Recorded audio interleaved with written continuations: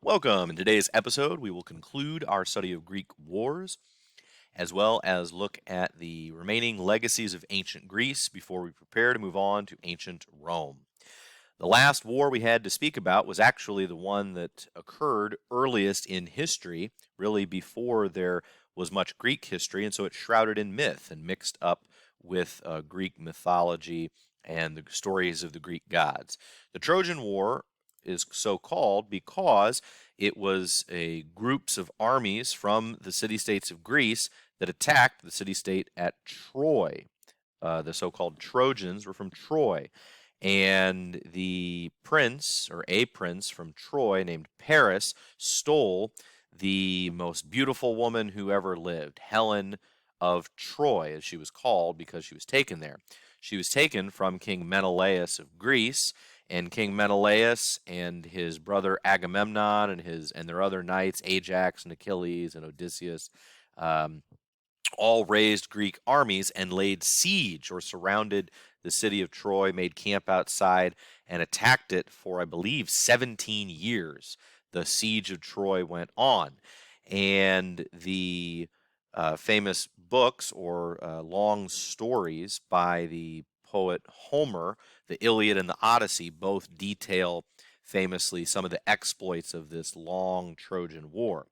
Well, the war went on and on and on and on and on, and very famously, the way the Greeks ended it was to leave. They packed up and left behind them a gift.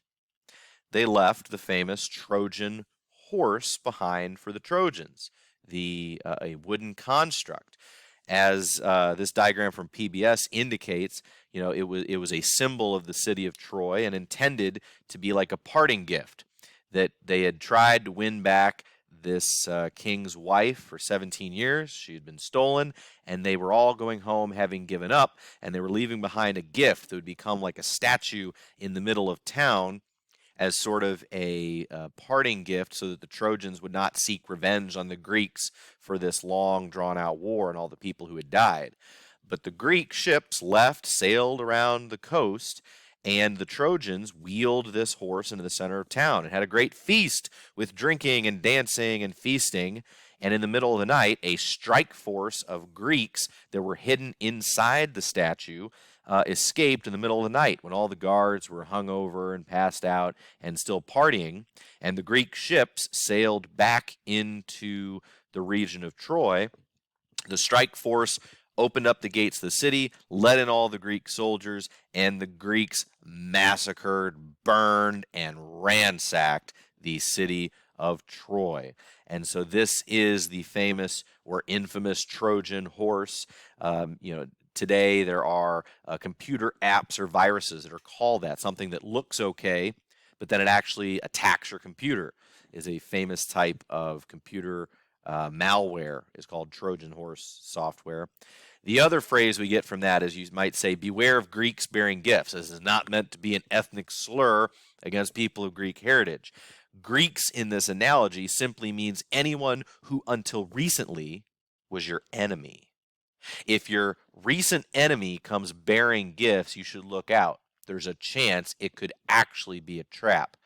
And they could be waiting inside to hop out and murder you. Hopefully not that bad, but that is the original example. Another famous movie in more recent times that uses this is the book and the movie The Help, where there is a very famous beware of Greeks bearing gifts, or beware of someone with whom you were recently an enemy, behold them bearing a pie, because they might be out to get you. So that is a great example of that famous Trojan War. Okay, moving on. Our last couple of topics. One is Greek government. The ancient Greeks are famous for not only with Democritus, if you recall from last time, coining the idea of society being run by the atomos, the individual people. We get that word democracy. And it is important that there were many limits to Athenian democracy. Not all the Greeks had democracy. Mostly they had kings and tyrants and noble families that ruled and had power.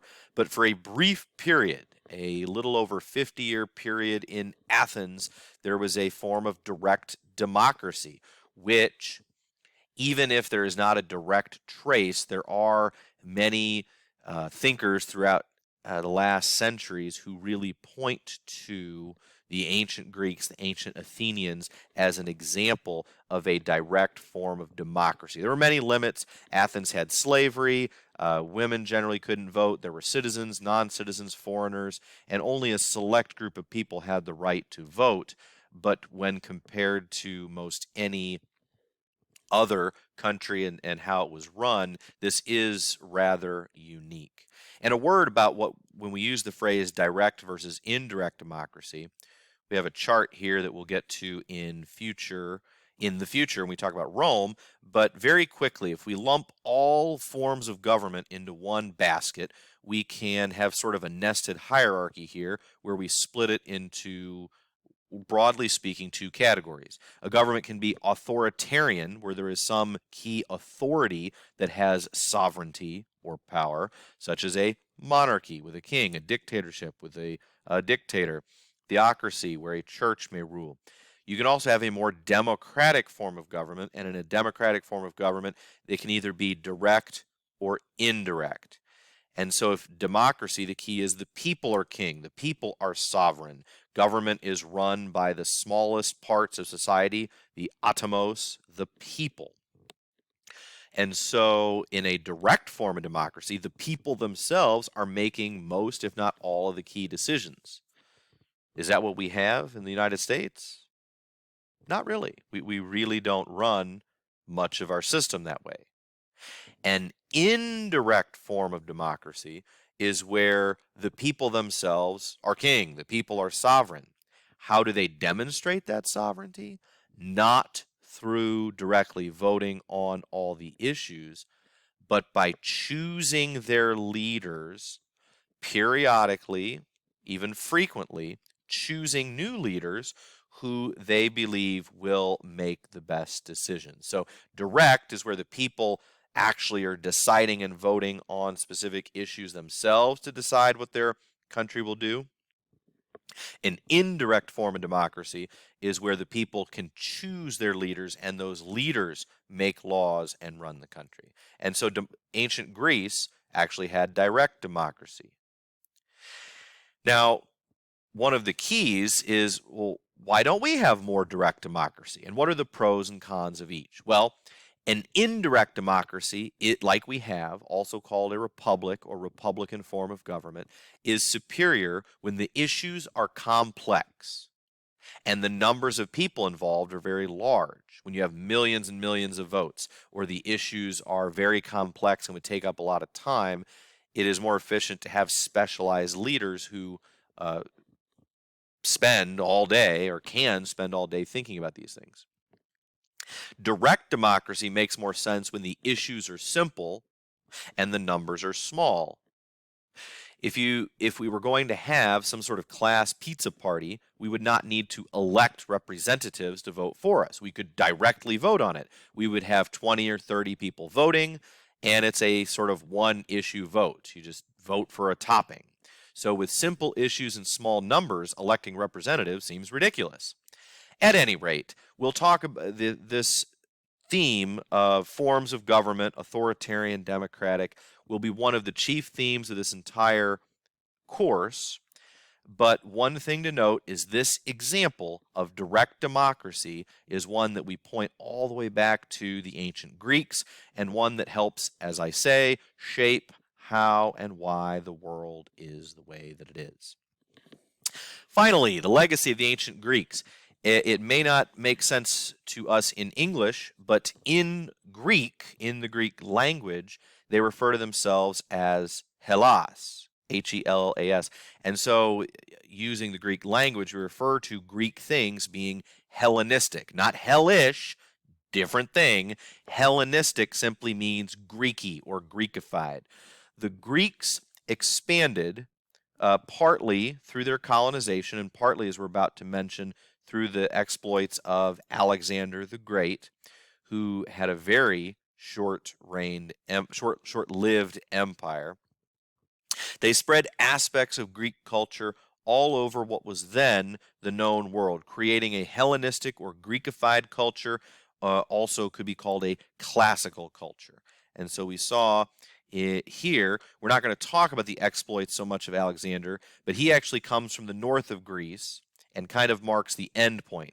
We believe he was actually tutored by the third of those famous philosophers, Aristotle, and that Aristotle tutored Alexander, and he became a great warlord who conquered Greece, conquered Thrace, Turkey, Iraq, northern Africa, the Nile River, Iran, Afghanistan, this huge empire. He very famously, allegedly, wept over the moon because he could not conquer that this was the extent of the civilized known world. He conquered it and then died at a very young age, we believe, of a disease, without ever having returned to Greece to rule his empire. So he was mainly a warlord who conquered this vast empire, but then never actually ruled it. But it did spread some of these ideas that we still today look back on as being monumental human achievements, and much of this entire area of the known civilized world that they had contact with were influenced by Greek art, Greek culture, Greek writing, and vice versa. The ideas of people from these regions also trickled back to Greece as well. We will part from ancient Greece because Alexander's empire fell. It was kind of split as local rulers kind of ruled their local area, and then one by one, most of these areas were conquered by a new ancient empire we will talk about next time, called the Romans. Last thing about the Greeks is that this will tie into the Romans as well, this idea of the barbarians. I keep mentioning the civilized world. We've talked about what makes a civilization. They're not focused on or they can be focused on agriculture and specialists and culture, religion, and art, and all these things that make a civilized culture. That does not include all the people. There are people outside of the civilized world who are hunter-gatherers. But you know what's even more thrilling and sometimes easier than being a hunter-gatherer is attacking a civilization and capturing their materials.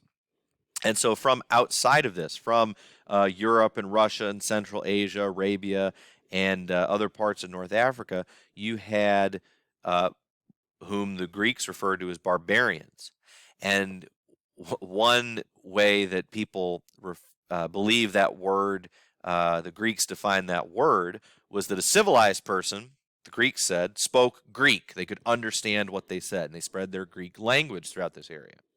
And that people who didn't speak Greek, to them, just sounded like this. Bar, bar, bar, bar, bar, bar, bar. And they were barbarians. They just kind of babbled and gibbered in language or languages that they couldn't understand, and that possessing knowledge of the Greek language was one of the key indicators of whether or not someone was civilized. We will speak more about these barbarians next time when we finish up the Roman Empire, but that concludes our study of Greece, and we'll pick up with Rome. Thanks for watching.